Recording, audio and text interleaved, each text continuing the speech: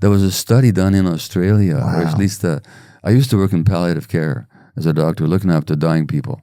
In Australia, there was a palliative care nurse who wrote a book called The Top 5 Regrets of Dying People. These were people that were dying before their time, like I used to look after, of cancer or chronic neurological illness. You know what the top regret of dying people was? That they didn't have the courage to be themselves. Mm.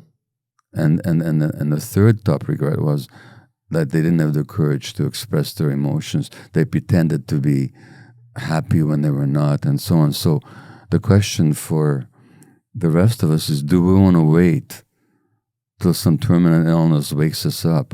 Or should we just confront the fact that in so many ways we're afraid to be authentic because we're so afraid of being rejected? And as children, we didn't have much choice. As adults, can we develop that freedom to be ourselves? Wow.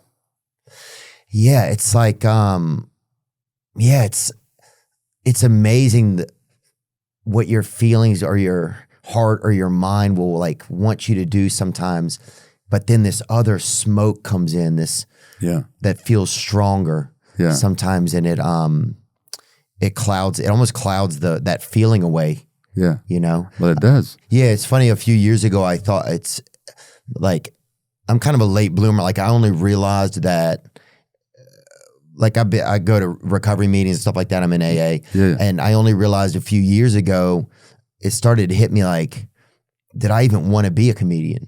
Huh.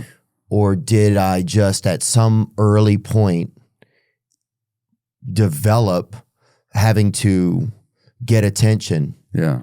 Because I need, and then, so if that's the case, then who did I really want it? What would I have been if I didn't do that? And not saying that I'm not grateful and I don't love being a comedian. It's been a blessing, but it's like, if I created that, okay, I have to be this thing for you to see me. Then who created that? Like was there a different me that was supposed to be there, but then I created this new me? That's the dilemma for so many of us, is that as a result of childhood wounding, we have to make ourselves into something that the world will accept and value. Look, in my case, I love having been a physician, and that's my calling. But the big part of it wasn't just that I wanted to help humanity or heal people. It's also I needed to be important. Now, why did I need to be important? Because as an infant, I got the message that I wasn't. Yeah. And so now then, and that creates a kind of an addiction, because you have to keep proving to yourself how important you are and how valuable you are. But nobody should have to prove how valuable they are. That's just our birthright, that we exist. We have the right to be here. It's funny, people say a figment of your imagination. That's almost what I was sometimes. I felt like I was something that my mind or that my soul or whatever had created to best face. Persona. Yes. Did you ever read Pinocchio as a kid? Oh, yeah. Geppetto, dude. Yeah. Now, do you remember when Pinocchio becomes a real boy and he looks at his puppet self and he says, I was so foolish when I was a puppet. Right on. But we're all so foolish when we're puppets. We're not stupid. Right. But we're unaware. Yeah. Yeah, unaware. Sometimes, like, I always feel like I have to explain my intentions. There's a part of me that always feels like I'm manipulating somebody. Do you know what I'm talking about? That's not a feeling. So what is it? It's a thought? It's a belief. It's a belief. Yeah. No. And there's a reason why you have it. Like, even if I'm just doing something nice, there's a part of me that's like, oh, you're... Yeah, you think you're fake. Yeah. Yeah, it's called the imposter syndrome. Okay. And it has to do with the fact that you couldn't be real as a kid. In some ways, you had to pretend. And it's really hard to let go of that sense that I'm still doing it. Yeah. It's what you grew up with. So you could be kind to that part of yourself. Okay. The part that you could actually, because it's not a feeling, Theo, it's a belief.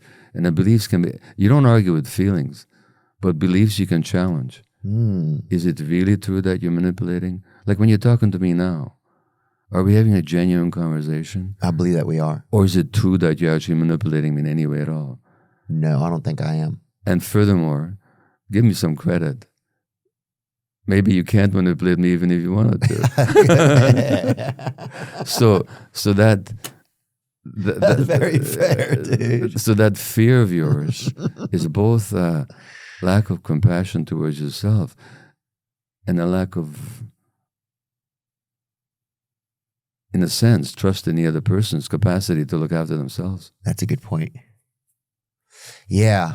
Yeah, it's just funny. I was just talking with my brother yesterday because we had similar childhoods, and we were thinking of, well, what are some things that I could think about to talk with him about? And we were talking about that sometimes we always feel like there's something like we're manipulating ourselves, or that our ability to manipulate would be so powerful that we wouldn't even know what we're doing, which is pretty crazy too. It's a lack of self-trust. Lack of self-trust. Now, you know what? Have I manipulated? Yes, I have. Yeah, sure. But Same. It's not a question that one never does it. But I know when I'm manipulating. Right. And usually it's because I want something that I don't know how to state directly, or I'm afraid that I might not get otherwise, and then I'm afraid to show up with my vulnerable request. Which would make sense as a child. There was something you wanted that you didn't think you were going to get otherwise. That's right. So you didn't show it. So yeah. Makes sense. Children manipulate out of a sense of weakness. And